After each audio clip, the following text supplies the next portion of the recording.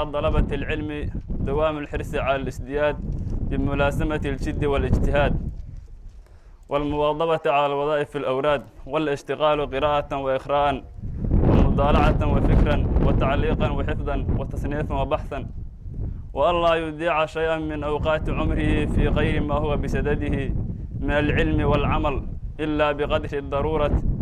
من أكل أو شرب أو نوم أو استراحة لملل أو غيره مما يحتاج إليه، فإن بقية عمر المؤمن لا قيمة له، ومن استوى يومه فهو مقبول. والعلم درجة وراثة الأنبياء، ولا ينال العلم إلا بالجهد،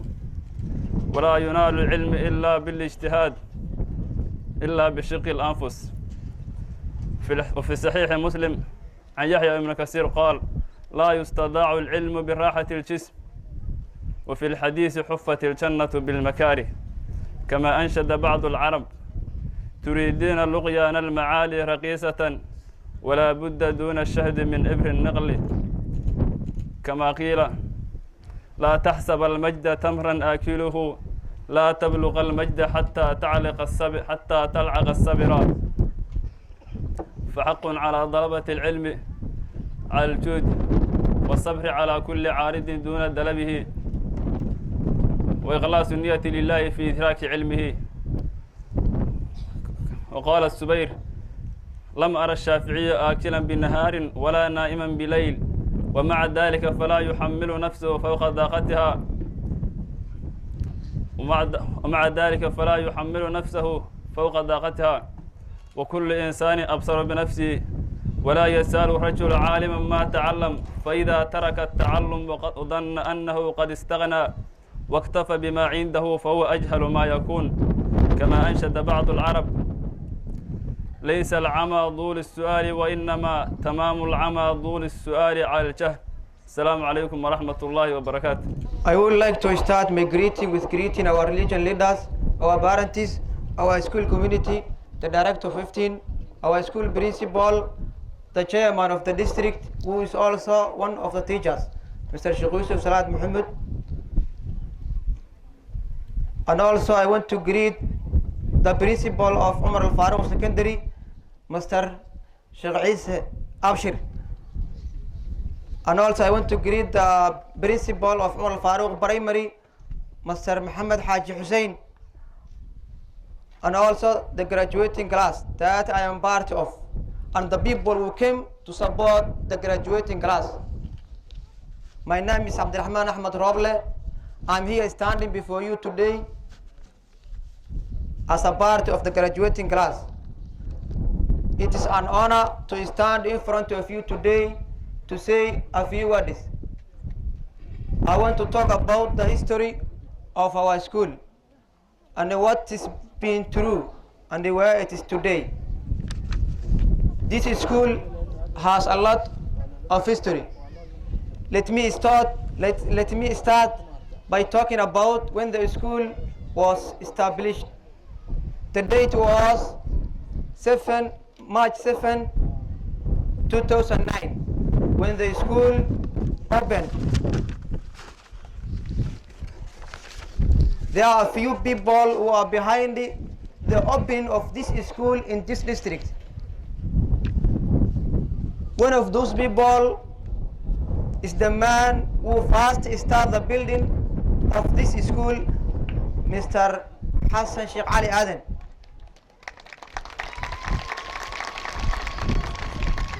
And Ahmed Salat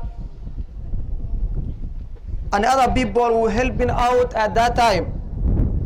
This school went through a lot of challenges. One of those challenges was people couldn't pay the school fees because the people were farmers and nomadies. And there was a very bad drought at that time. I want to talk about the first principal and teachers who was there at that time of the challenges. The name of the principal was Mr. Sheikh Yusuf Salat. One of the teachers was Mr. Abdullah. He had passed on. May his soul rest in peace. We had maybe 3 or 4 teachers at that time. The principal was also a teacher, and he still is to this day. He is one of the longest working teachers. He also did a lot of his community, especially on the education side. I also wanted to talk about and thank you very much the Iftin Education Development Association for taking over the school while it was going through many challenges.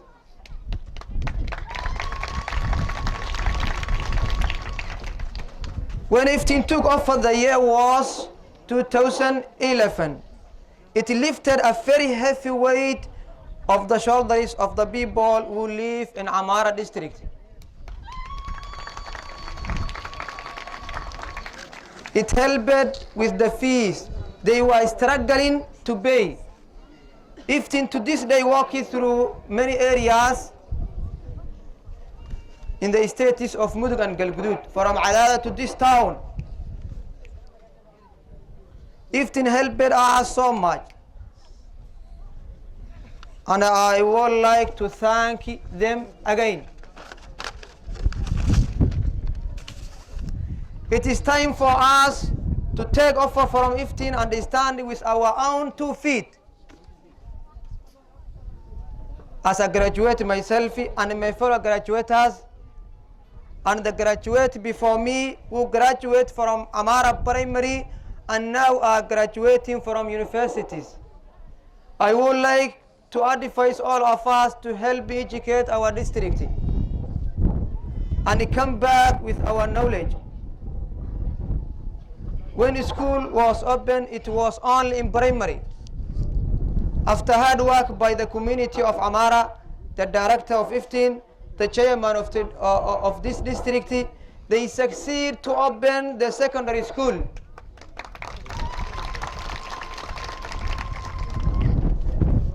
In the year of 2016, I'm very happy to be one of the first students to go to that school and graduate this day. When I was in primary school, our class was 80 students and more. And today we graduate from secondary school with 19 students. This shows that the education needs tolerance, time, calmness, and hard working. I'm also very happy to graduate secondary school while I am still in my district. I also wanted to share this joy with my fellow graduates, my friends that are sitting in front of me.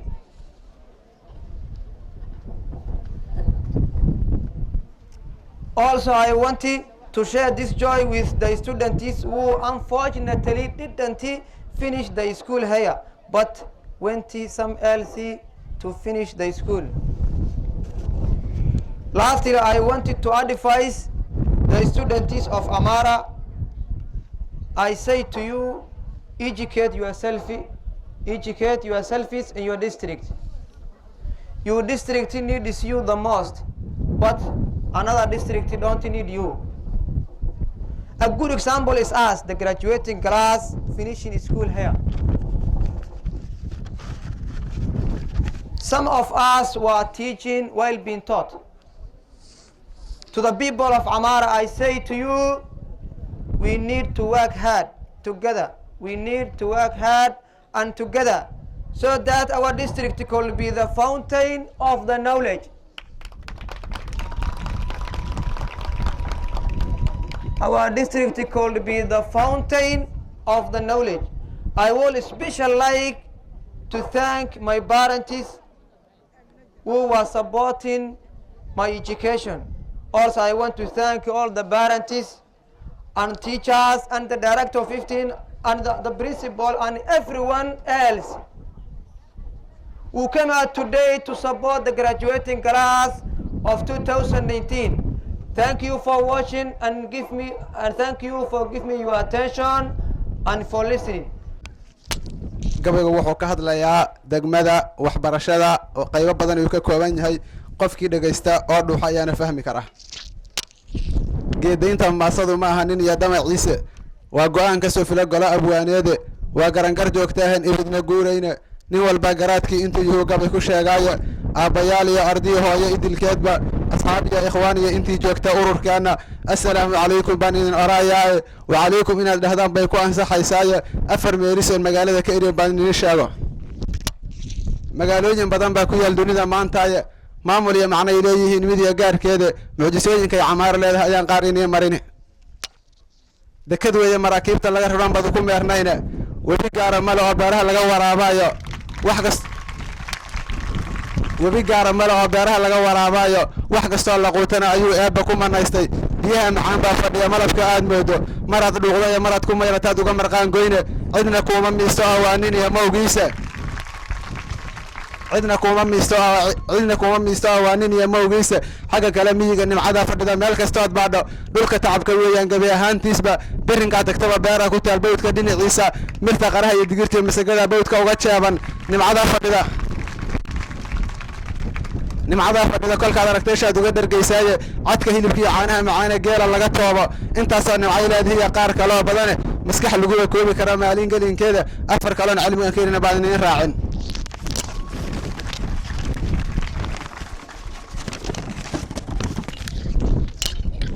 ma aflaxa aqoonnimaan lahayn daayin ibidkiya mana oga umuuraha dhiciya kuwa al'aankahe aadmiga arlada daaqabu odan la sheegtaaye aqoontu waa iftiinaan demina siiya ubadkiina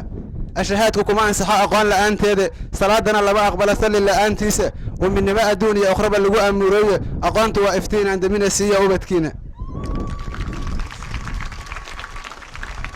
ahalkii aqooneed allaa diinta ku ammaanay abshir iyo wanaag bay leeyihiin taniya iilkiya akhyaarnimo aqoon inay tahay taana la ogaaye aqoonta waa iftiinaan demina siiya ubadkiina asxaab iyo ambiyo uunkii wada raacay aqoonta islaax lagu daray ku aflaxayeene irdihii jannada lagu amaal siiya akhris iyo aqoonnimaan lahaynba ayaan darane aadmiga wixii loo uuma buu eber ka joogaaye mana oga indhool inuu yahay waa iska miranay aqoonta waa iftiinaan demina siiya ubadkiina 4 sano ninkii gaaraba aayadda u sheega sunankii saxiixaynka ugu daray wuu saldhigayaa madaaristana ku soo dara cilmi saa'id weeyaan aqoontu waa iftiinaan demina siiya ubadkiina barashada buugta balaadhan baarista cilmiga bildhaansan bashbashta maantana balqooshan burhaanta muuqatee wanaagsan baraariyo tacliintan aloogsan dhaaxaan sugnee sinaantan iftinay samahan guddoonso kaaga timid reer camaariyo dadkeeda caalamkana ka muuqo sidaad adigu haddaan ilaahay noo taamyeelin arrintaasu ma suuro gasheen waxaa la rabaa marka shay walba oo ilaahay taamyeelo in looga mahadnaqo bacdigeed waxaanu mahad celinaynaa waalidiintii arrintaas ka qayb gashay oo u dhabar adeegtay oo markii hore owlaadda ninka la yidhaahdo soo tarbiyaday soo barbaariday bacdigeedna iskuulka inay maarata wax ka bartaan aad ugu gacan sidaa u mahad celinaynaa marka saddexaad waxaanu mahad celinaynaa macallimiintii iyo mashaaikhdii ardadan iskuulka timid soo tayayday oo wax soo bartaa u mahad celinaynaa waad og tihiin iskuulka waxaa lagu qabtaa arday wax soo bartay oo dugsi qur-aan ka soo baxaa lagu qabtaa haddaan marka macallimeen iyo mashaayikh soo dadaalay aysan jiri lahayn waxaa laga yaabaa iskuulkuba inuu faashil noqon lahay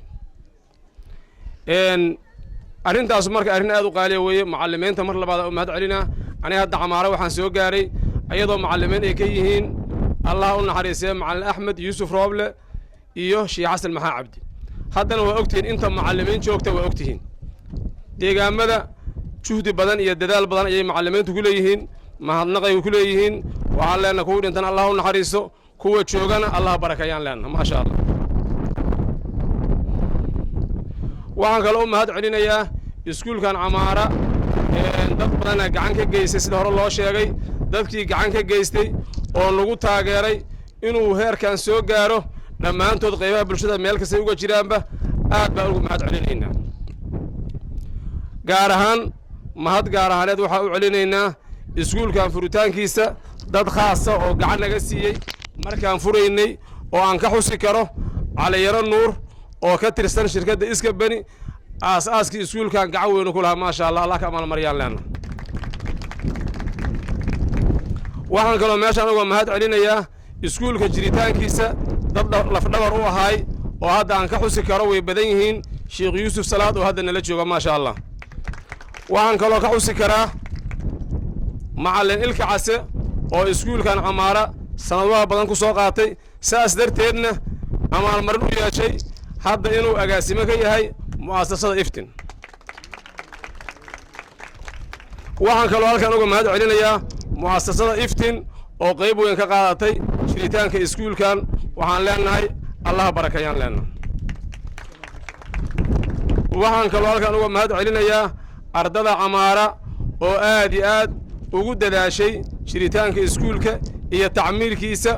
oo niyaddeenna aad u soo jiidata ayagan u mahad celinaynaa ogeysan xataa inay ilowdaan intaa ogeysan xataa inaadan xusuusan oodnaan maxaa la yidhahdaa dadka shaqa u dirsada dadka lacag shaqa loogu dirsaday waxa shaqa loogu dirsadaa mahadsanid waa looga mahad celiyaa aad iyo aadaan ugu mahad celinaa sheekh yuusuf salaad intaan dhihi lahaan isaga ayaa yidhi dabcan waa yara xanaaqi waa yara carooda runta idin sheegaa weligaa dambe camaaro dambe yaa lagaa maqlan xataa waa asiri waayo waxaan soo maray anoo interes ku raadinayn lacag ku raadinayn magac kale ku raadinayn anigoo maanta farxad u imid oo aysan suurtagal ahayn inaan maqnaado meesha ka maqnaado haddaan dal dibaddiis jooga xataa qalinjebintan iyo aas-aaskii iyo dhibkii waxaan laga soo maray oo qaybtaan ka ahaa inaan la xusuusan laakiin ma ahayn sax inaan aniga is sheego waxay ahayd in la xusuusto lay xuso ayay ahayd intaas wax yaraan ku darayaa waxay tahay waxbarashada dabcan ragaa u jooga waxaa jooga arday ka qalin jebisay simad sanadkan qalinjebintii koowaad ee simad oo camaaro la kowsatay qalinjebintii simad iyo qalinjebintii camaaro oo isku mid a waaye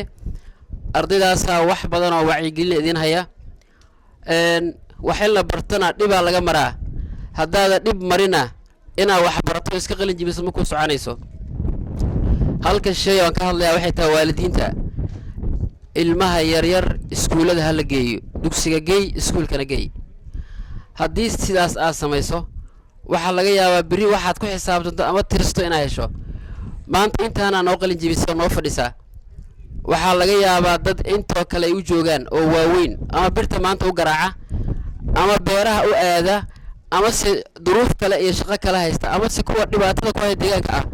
ee dhirka guraya oo dhuxusha ka jaraya inaad soo saarnay waxa weeyaan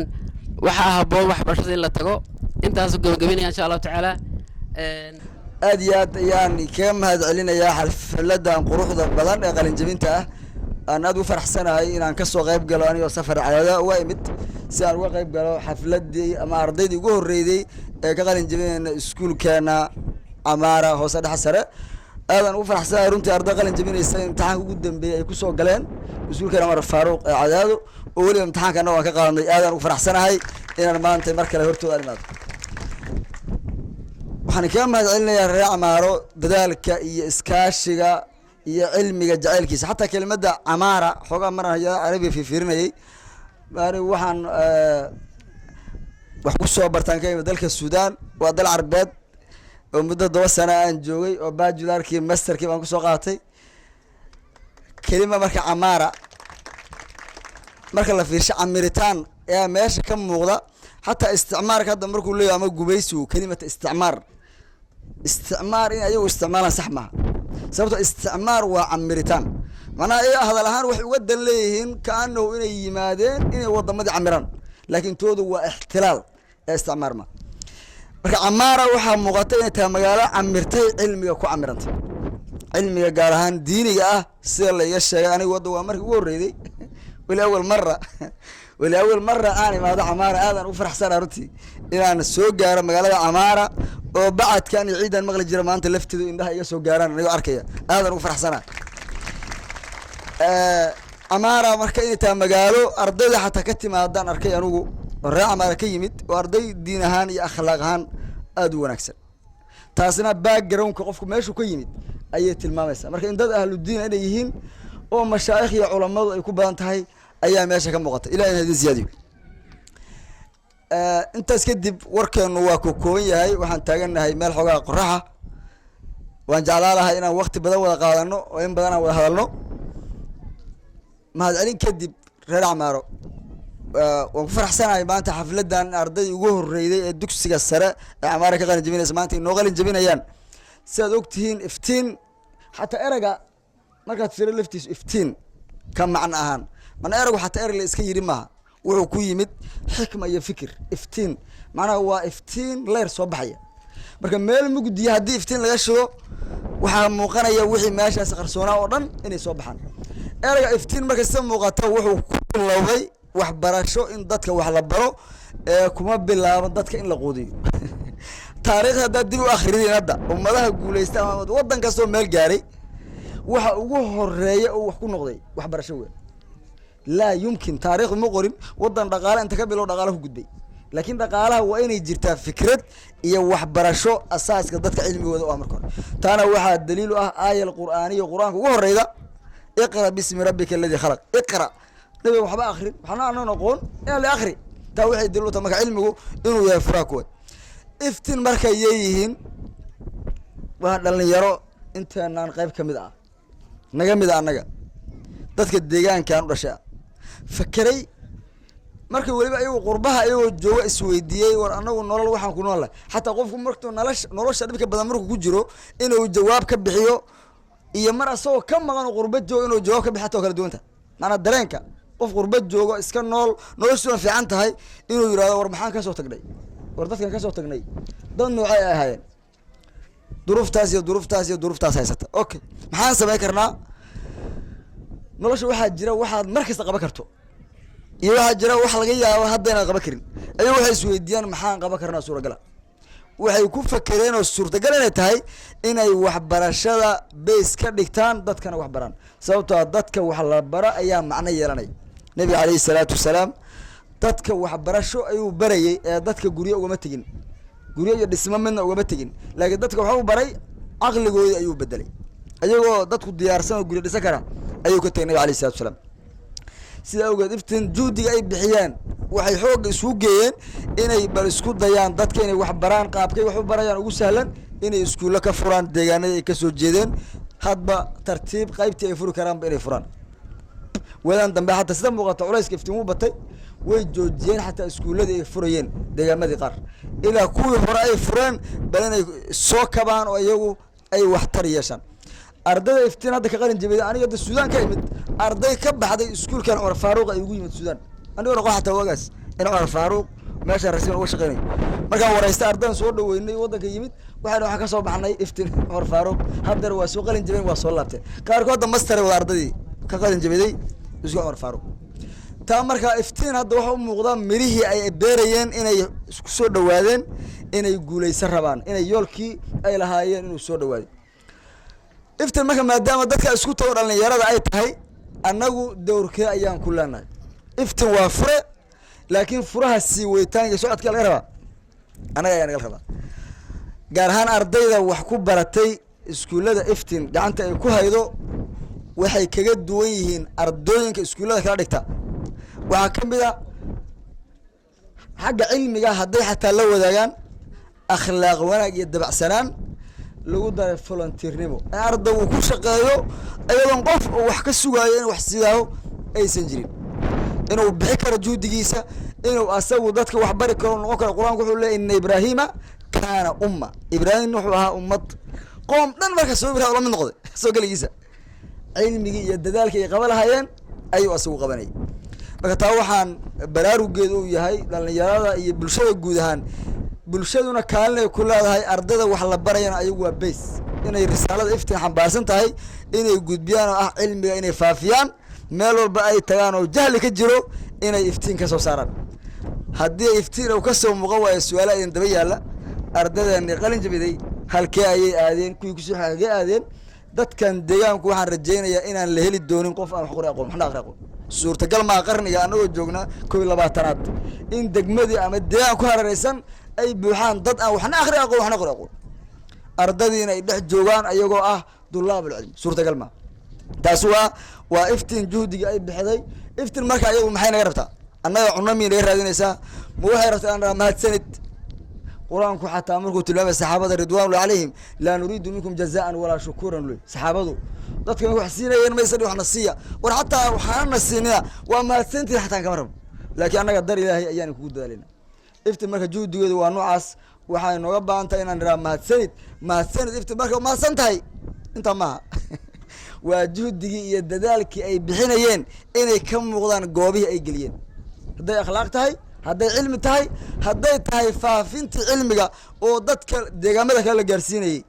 hadday tahay inaan ka muuqato intaas ayaa ku filan challenge-yada noloshu waa badan yihiin fursadana waxaa ka faa'iideysta qofkii asagu diyaar garoo marka hore amaara waxaan in badan soo gaartay inay isku tashadeen oo juhdi badan ay bixiyeen hadday tahay iskuulka hadday tahay dhismaha hospitaalka iyo dadaalo kale ay wadaan ummadu meel ma gaartay haddii aysan isku tashan ayagu si walba wax lagu siiyo haddaad gacan shisheeye sugto waa un daalaysa laakiin haddaad wax bilowdo cid wax koo dhammaystirta ma weyd nolosha dadku jaalanjada ka hor yimaada saddex nooc ayay u qaabilaan adigu marka isfiiri nooca ayaad koo qof u arka markii shay ka hor yimaad ama caqabadu ka hor timaad qof u arka mushkila this is problem problem aqligu xataa problem markaad tiraahdo madaxa inaad qabsataa ku xigta sababta madaxa ku xanuunaya problemka yaa bes waxa la yidhaha qofkaas marka waxaa laga yaabaa inuusan waxba asagoo qaban inta walwalo u cararo nolosha ka dhaco qof kale labaada waxaa jira aragtiisu ay tahay inuu arko challenge taxaddi waxaan xogaa dad awoodda isticmaasho ku darta xogaa gudbi karta challenge-gaas wuxuu keeni karaa ugu dambeyd inuu gudbo waxaase ka sii fiican qof saddexaad oo u arka asagoo dhibaatooyinka ka hor imaanaya inay tahay fursad opportunity u arka macnaa inuu ka faa'iidaysta wax ka korsan marka waxaan dareemayaa waqtigu cariir inuu hayo intaas waxaan uga gudbaa marka dadaalka iftin ay bixday idinkana waa in ka muuqdaa mirahoodina waa muuqdaan waxaan rajaynaa insha allah inuu sii socon doono inuu jiilan bacda jiilan dhaxal qof walbaaba asaga uu leeyahay iftin muasasa la kala leeyahay maaha qof kastoo soo gala waxbuu ku ziyaadiyaa ciduna kama dhammaato meel walba uu joogo iftin ayuu daafaheeda qayb ayuu ka joogaa waxaan mar kale u hambalyeynayaa oo hambalyada aan la wadaagayaa arday 19 ah nooga qalin jabiday markii u horreeyay dugsiga sare hoose dhexe sare Amaara waan u hambalyeynayaa waxaan idin leeyahay talabada wanaagsan aad qaadeen waxaan rajaynayaa insha Allah taala deegaanka inaad wax ku baratiin iftiin dadaaladii ay bixday iskuuladii markay soo saartay kadib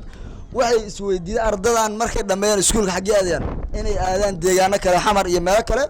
waxay juhdi isugu geeyeen oo lacag $400,000 ka badan ay ku bixiyeen inay keenaan jaamacadaha Soomaaliya jaamacadda ugu macdhareed simad inay caadada ka furaan meelan caadadayna kama furo xataa simad hatta Soomaaliya dhan ma jirto meel ka furan tahay aan ka ahayn caadadu xarunteedu halka waxay juhdi isugu geeyeen inay keenaan wayna keenaan dufcad ugu horreeyay ay hadda ka qalin jabiday oo waliba education-ka waxbarashada ah ay kamid tahay Ustaad Ikram Ustaad Nuur uu kamid yahay hadda la socday waxaan rajaynayaa iyadana insha Allah raaxo maar ka faa'iideysan doonaan oo marka ay dhameeyaan iskuulada inay caadadan ugu imaan doonaan caadada ku soo dhaweey doonaa hadii la qadaro caadada insha Allah waxaan bari doontiin waa maasintiin wassalaamu alaykum wa rahmatullahi wa barakatuh thank you على أشرف الأنبياء والمرسلين نبينا محمد وعلى آله وصحبه أجمعين السلام الله عليكم ورحمة الله وبركاته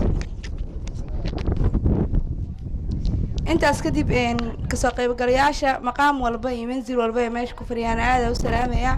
waxaan hambalyeynaya oo hambalyada u hormarinaya dibna ugu dhigaya ardayda qalinjabiyaasha ah ee ku qalinjabiyay beledkooda markii ugu horeysana ay noqdeen dadkii ugu horeeyay ee qalinjabiyay sidoo kale waxaan hambalyeynaya hooyooyinkii ardaydan quruxda badan la soo saaray sababtoo ah hadaysan ayaga keeni lahayn arday wax lama bareen Soomaan hooyooyinka aad ugu mahadcelinaya sababtoo ah waxaa jooga dhalinyaro fara badan magaalada Amaara waxa jooga dhalinyaro fara badan oo aan waxba baran hooyooyinkoodana ay nool yihiin aaboodna ay nool yihiin waxa aad ugu mahadcelinayaa hooyooyinka juhdiga dheer ku bixiya sidoo kale tood aabayaasha ma iloobin ayagana mar walba hooyada markii tala soo jeesayo aabaana dadaalka hor u sii wadaa aad u mahadsantiin dhamaantiin aniga waxa ay magacayga waxa la Aisha Daahir Cali waxaan ahay maamulaha akaademiyada Amaal ama xarunta Amaal ee horumarinta caruurta iyo haweenka waxay ka furan tahay magaalada Cadaado xaruntaas waa xaruntii ugu horeysay ee laga furay magaalada Cadaado waxaana wax lagu baraa caruurta iyo haweenka kaliya caruurta markay yaryar yihiin reer camaare si aada iskuga tashateen waxaad furateen iskuul dugsi hoose dhexe sare ah dugsi qur-aan waa laga helayaa camaare wuuna ka buuxaa dad ahludiin ah u badan waxaa idinka dhiman inaad soo asaastaan caruurta yaryar ee 5 jirka 4 jirka 3 jirka ah aad geedaan meel lagu tarbiyeeyo ayagoo kutubka yaqaano ilaahay yaqaano aabbe yaqaano hooyo yaqaano ixtiraamayo waxbarashada fahansan si ay u tagaan iskuulada sidoo kale too jaamacadihiin oo idinka dhiman yihiin waxaan rajeynayaa meeshii ugu hooseysay iyo meeshii ugu sareysay intaba inaad soo dhisi doontaan maadaama aad bilow fiican aad joogtaan waxaan leeyahay hambaliyo waa dadaasheen mar kale waxaan leeyahay waxaad mar walba ku dadaashiin sida hadda usoo saarteen 19 arday inaad soo saartiin 109 arday ka badan aad mahadsantiin assalaamu calaykum waraxmatullaahi wabarakaatu kugu jira arday macallimiin waalidiin iyo anagoo ka soconay magaalada Cadaado anu waxaan kamid ahay ardayda qalinjibiyaasha sanadkan ee dafcada koowaad marka farxad bay tahay inaan farxadeena iyo farxadiina wada qaybsanay idinku aad dafcada koowaad oo ka qabjisay dugsiga sare ee magaalada Camaara waa markii iigu horeysay Camaara imaada aad ugu faraxsanahay inaan farxadiina kala qayb galo wax kala safar ma aan soo gelin wax kala safar dheer cadaynta iga imaada Camaara oo wax kala maahan waa farxadiina inaan idin la qaybsado waxaan rabaa inaan ka hadlo muhiimadda ay leedahay waxbarashada gaar ahaan doorka ay ku leeyihiin gabdhaha waxbarashada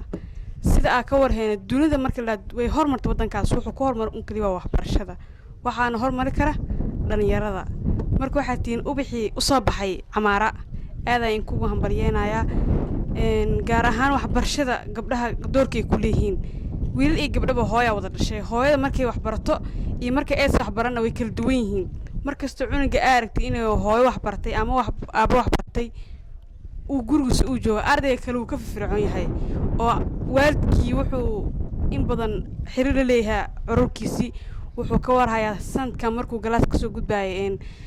heerku u maray waxbarashadiisa natiijadiisa wuxuu ka warhayaa hadda waxa la soo gudboonaaday wuxuu ka warhayaa meesha wax maraayo marka aad waxaan kugu doorinayaa waxbarashadiina heerka ay marayso halkaas ka sii wada idin leeyahay waxa kale oo jirto waxa idin heynaa fursad caado waxa laga furay jaamacadda Simad ee ugu horeysay aad aan horta ugu mahadcelinaa iftiin oo ka qayb qaatay horumarkiina iyo horumarkiina labadaba idinkana waa idin soo saartay anagana waa soo saartay oo fursad ah waxayna siisay anagoo magaaladiina joogno inaan heer jaamacadeed gaarno waxay kaloo siisay fursad ah inaan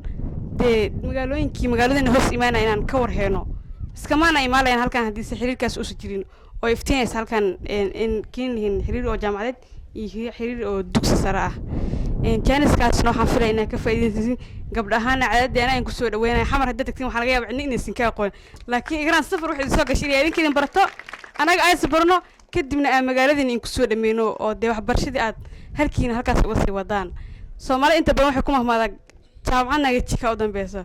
warkaas waxa kama jira igraan ay beenide aniga wax barto oo jaacad soo dhameeya maanta idin hortaaganahay marka hamigiina kaliyiisu ku eegan dugsi sare waxaan rajeynayaa inaad jaamacada dhameeyay ilaa shahaadooyinka ugu sareeya waxbarashada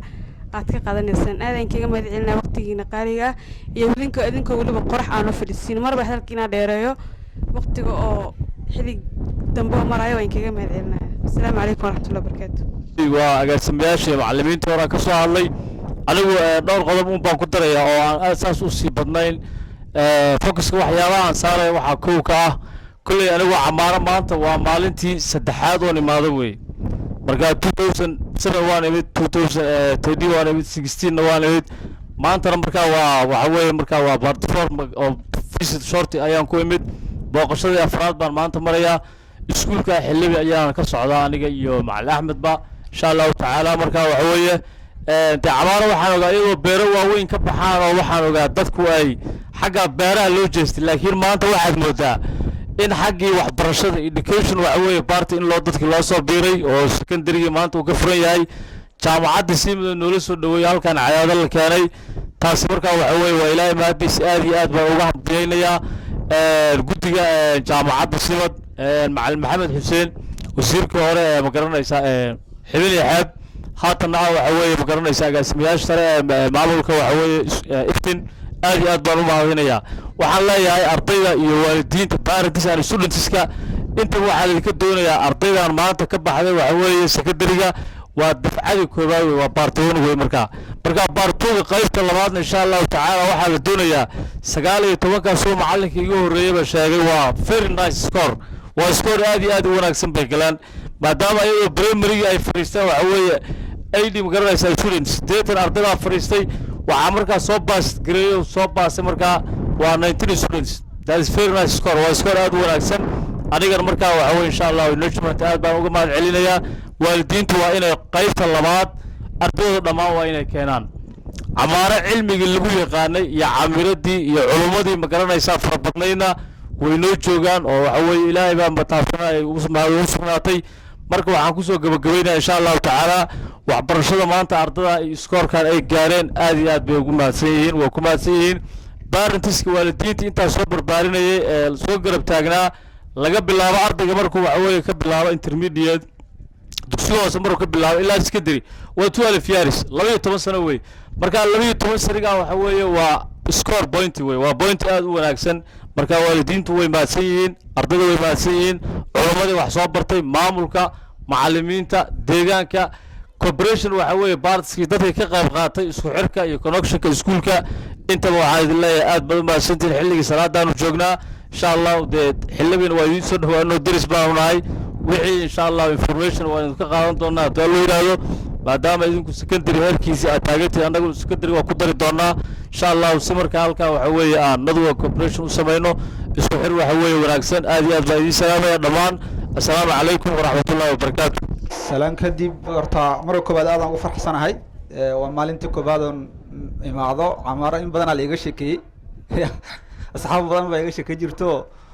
magaalada camaaran ka nimid waliba aan asxaab iskuulkan ka baxdaan primary halkan uga baxdaan dugsi sare isla qaadanay oo aan u bixinay reer camaara marka meeshan waxay ugu duwan tahay meelaha kale qofku markuu halkan ka tago tusaale meel kale uu tago magaalada camaara lagu daraa tusaale waxaa jira yar leeyahay farxaan camaara iyo maxamed camaara iyo marka magaaladana uu magac dari jirnay qofka noo yimaada marka aad aan u farxsana maanta inaan joogo ugu horeyn waxaan u hambalyeynaa ardayda dafcadii koobaad ee iskuulka qalin jabisa oo aan filayo inaan isku aragnay magaalada Cadaado inkastoo imtixaan iyo hawl aan isku baranay marka waan ka xumahay maanta farxadda la wadaagaya runtii waxa gaarteen waxa tihiin haliyeeyo ana waxaan idin bixinayaa waa maxay inaad tihiin dad geesiyaal inaad tihiin arday halkan soo sheegay wuxuu sheegay inay primary uga soo baxeen 8 arday maanta 19 ay yihiin 19 ka arday reer Camaar waxaan rabnaa inaad baal dahab ku qortiin sababtu waa maxay record yaalay jabiyeen oo ah in Camaaro adduunka inay baraan in wax lagu baran karo waxaan rabnaa sidoo kale isla ayagu inay halkan inta wax soo bartaan u soo laabtaan jaamacad inay ka furaan مسؤولية سادنك إذا سويسا إن شاء الله وأنا نتكسوينا أنت كدب وحارب أرضيدا هذا هل كان أرضيدا وحلا لا دالهم يا إن يجوجان وهل كان تسرق قاطان أنه مر على اللي جوجنا أرضيدا وحن وياهن كلا دجالم إن دجان كده جوجان وجامعة دينا دجان ك لوك أنا يعكبرتان ما صدق برشة هرمان دفتين مركي سويسرا أرض فرابدان ay ka soo baxday iskuulada kala duwan waxay go'aansatay inay waxbarashadii sare ee heerka jaamacadda deegaanka ka howlgeliso sidaa darteed waxay keentay jaamacad la yiraahdo Simad University oo ah runtii jaamacadaha Soomaaliya jaamacadaha ugu maaragtay wanaagsan oo ugu dadaalka badan ah ayay keentay magaalada Cadaado jaamacadaas waxay u keentay waa inay ardaydii deegaanka ay ka faa'iideystaan dhamaantood gaar ahaan ardayda iskuuladooda ka soo baxaya waxa saaran mas'uuliyad gaar waxaan rabaa asxaabta qalin jabiday inaan ku soo dhaweeyo jaamacadda Simad Cadaado waa laga baxay safarkii dheeraa ay xamar iyo meelo kale la aadi jiray waxa sameynaysaa Cadaado tagaysaa waxaan filayaa dadkii qaraabada ahaa dadkii dhamaa u degan Cadaado tagaysaa halkaas jaamacadda ka galaysaa xilliyada khamiista iyo jimcahan halkaan ay imaanaysaa marka wax ka wanaagsan waxaan filayaa haddii la rabo in meelo la isku sawirana waxaan rajeynayaa halkaan iyo hobyo si aad xeebta tag iyo celhuri marka wax dhiman ma jiraan adinku waxaad joogteen meel fiican waxbarashada Cadaado u doono meelihii quruxda badnaa xeebihii iyaan halkaan u aad marka waxa weeyaan way isku dhamaatay waxaan rajeynayaa inaad dhammaantiin nagala faa'iidaysan doontiin sababtoo waa maxay deegaanka horumarkiisa inaad ka qayb qaadato waxaa kow ka ah inaad asaga wax ku barato inaad asaga wax ku barato ayaa kow ka ah adinku 19 arday waxaad tusaale u tihiin ardayda idinka dambayda arday hadda ka bacdi lama arki doono arday inta camaare ka tagay meel kale dusar u aaday yaa kalifay adinkaa kalifay soo ma waxaan rabnaa annaguna inaan kalifno in deegaankeenna dhammaantiis inuu noqdo meel waxbarashada loo soo aado intaan meelo kale annagu aada leyn taasna mas-uuliyaddaas waa maxay annagayna saaran tahay waxaan ku boorinayaa arday inaad deegaankiina wax ku baratiin oo weliba jaamacadda simed ee magaalada Cadaadad la keenay kulliyado kala duwanna haysa oo kulliyada waxbarashada iskuulkan marka la furay waxaad ogtihiin caqabadda macalinimada idinka haysatay marka caqabadaas si loo gudbo waa in rag macalinimada soo bartaan oo halkan ka soo laabtaan oo shaqadii booska ay buuxiyaan runtii Cadaadad hadda lagama fikiro macallin ka keenta meel walba joogan waxaana kalifay jaamacadda laga furay ay dadka ka faa'iideysteen marka jaamacaddaas waa idinku soo dhaweynayaa waqtigoo gaaban awgiis jaamacaddu waxay daa kulliyado kala duwan waxaa lagu furay kulliyad waxaa la keenay 2015 dafcadii koobaad hadda ka qalin jabiday waxaa lagu furay kulliyada waxbarashada waxaa kaloo furan kulliyada caafimaadka oo nursing ay shaqaynayso waxaa kaloo furan kulliyada maamulka iyo maareynta oo ay shaqaynayso business oo shaqaynayo kulliyad walba loo helo arday 15 waxaa diyaar jaamacaddu la tahay inay idin furto marka inaad ka faa'iidaysatiin ayaan ku boorinayaa waxaan rabaa ugu dambeyn inaan ku soo gabagabeeyo arday maansayar oo inta meesha fadhiyay ardaydan aan u sameeyay marka afwan wayahan baasha waa la iska diiqsanayo wayahan baasha waa la iska qasbanayay qayrana bare waxaas wayahay waxaan leeyahay halyeeyadii camaarow hamigoodu gaarow deegaanku wuu idin dhowraya han weyn buu idin qabaa hamuun buu idin qabaa haddii hanfigii ku daayey haraadkiina uu kaa ba'ay horumar buu kaa rabaa haddiise aad hayaanto deegaan kale aad ka aado hedha haddii aad hayaanto deegaan kale aad ka aado haliyey maahida ogow halkiisuu joogaya waa mahadsantiin asalaamu calaykum waraxmatullahi wabarakaatu assalaamu calaykum waraxmatullahi wabarakaatu waxaan salaamayaa kasoo qaybgalayaalka ka soo qayb galay xafladdan qiimaha iyo qaayaha badan xafladdan ee looga yimid Muqdisho dadka yimidna ay yihiin ardooyinkii iskuulkan horey uga baxay oo wax bartay ee jaamacado iyo maaragtay gaaray aqoon sare waxaa maaragtay iskuulka xafladdan u yimid nagala soo qayb galay rag maaragtay dhakhaatiira rag maaragtay waxa weeye aqoon-yahano ah ee nooga yimid Cadaado deegaankana u dhashay waxaa ka soo qayb galay qaybaha bulshada deegaanka Camaara culimaadudiinka ganacsadayaalka dhalinyarada hooyooyinka waalidiinta dugsiga hoose dhexe Camaara ee sharafta leh ayaguna dhammaan waxaan kaloo salaamayaa anoo ka faa'iideysanaya Soomaali oo dhan inaan salaamo ayaan maaragtay ayaan u taaganahay meel kasta ay joogto iyo waxna maqlaya inta xaadirka ay intana maqlaysa salaan kadib waxaan u sheegaynaa dadka Soomaaliyeed degmadan Camaara inay tahay degmo oo nabad ah nabadna lagu yimaado nabadna lagu maro nabdoon jecel walaalahood dariskood iyo Soomaalida dhammaan jecel iyo dadka islaamka inta dabadeeda waxaan dadka u sheegaynaa degmadani Ilaahay fadligiisa inay horumar gaartay markii hore waxay ka horumarsaneed dhanka Qur'aanka Kariimka ah iyo daraasada cilmiga ah ayay ahayd Camaara waxay ahayd meel oo maaragtay falilahi alxamdu wa nicma dad mashaayikh ah oo cilmiga qaybihiisa kala duwan iyo funuuntiisa akhriyaa ay masaajidda joogaan madaaris badan ee Qur'aan ah ee gabdhaha iyo wiilasha isku si loogu dhigona ay maaragtay ay ku yaalliin oo fara badan oo qaybta wiilasha keliya aan xoogga la saarina gabdhaha iyo wiilashaba wax lagu baro hadday qur'aanka tahay hadday daraasada cilmigaa tahay ilaahay fadligiisa waxaa ka mid a camaaro horumarka ay gaartay maanta ood arkaysaan in maaragtay ay ka qalin jebinayaan dugsi sare foonfoor inuu ka qalin jebiyey waa dufcadii koowaad ee dugsigan hoose dhexe sare camaara uga qalin jebisa waa horumar aad iyo aad u wanaagsan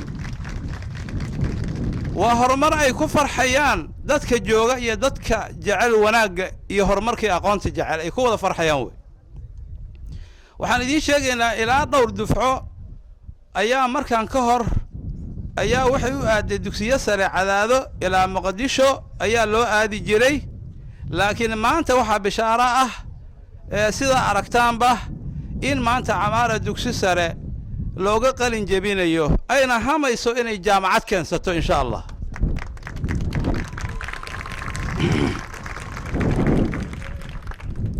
inta haddii aan tacliinta ku dhaafo waxaan dadka u sheegaynaa Camaara inay horumar ka gaartay xagga caafimaadka Camaara waxay yeelatay iskuulka waxay yeelatay isbitaalka guud ee degmada Camaara ayaa noo soo gabangaboobay dhismihiisii waxaan rajaynaynaa qalabayntiisii hawshiisii iyo dhakhaatiirtii maaragtay nooga shaqay lahayn inay noo furmayso mar dhawaan hawshaas ay insha Allah noo howlgeli doonto laakiin waxaa farxad weyn dadka u ah deegaankan jooga iyo dadka deriska la ah inay ka heli doonaan caafimaadka insha Allah loo baahnaa taasina waa aad iyo aad wax farxad iyo wanaag u leeyahay waxaan kala u hambalyeeyaa dadka rugaha caafimaadka magaalada kule ee si bareefada dadka u dabiiba ayagana waxa weeye waa u mahad celinaynaa wayna badan yihiin wayna joogaan waaya dhankaas haddii aan halkaa uga gudbo caafimaadka degmada waxay leedahay oo laga helay oo maaragtay laga suurtageliyey lagana suurtageli doonaa magaaladu qudaarta ayaa lagu beeraa waxaa ku yaalla cambe waxaa ku yaalla leyn waxaa ku yaalla qaybaha kale qudaarta qaybo badan oo ka mid ah waxayna u baahan tahay maalgashi bay u baahan tahay waa ku soo dhaweynaynaa dadka maalgashanaya ama deegaanka ha ahaadeen ama ha ka baxsanaadeen taasina wax farxad la weeye loona baahan yahay in looga faa'iideeyo lagana faa'iideysto insha Allah taala oo rajeynayna qudaarta ka baxda gobolada dhexe oo dhan inay badeeqi karto haddii la geliyo waxay u baahan tahay insha Allah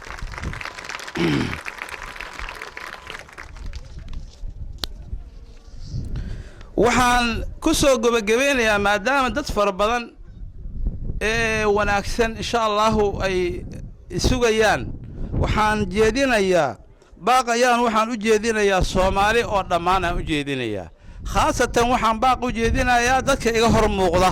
oo dhanna baaq baan u jeedinayaa baaqaas aan jeedinayaa waxa weeye Soomaaliya inay qibyaalada ee qurunka ah inay iska dhaafaan oo walaaltinimadii Soomaali lagu yaqaanay u soo laabtaan oo iska dhaafaan qibyaalada oo ah cudurrada kamida nin abwaano xakiima wuxuu yiri dagaal qabri qayr ma laha ee waa lagu qasaaraahe wiil qoortu dheer tahay ayaa lagu qurgooyaahe qaraabooyinku kala dilaa oo qalqaliyaahe qaxootiga waxa laga dhaxlaa qarandhax reereede qarmoonaan inuu yahay ayaa la isu qirayaa qashindhaha wixii qabaliyooda waa la qoonsaday marka nin abwaano xakiima ayaa yiri Soomaalida qibyaaladaas baan uga digayaa waxaan uga digayaa Soomaalida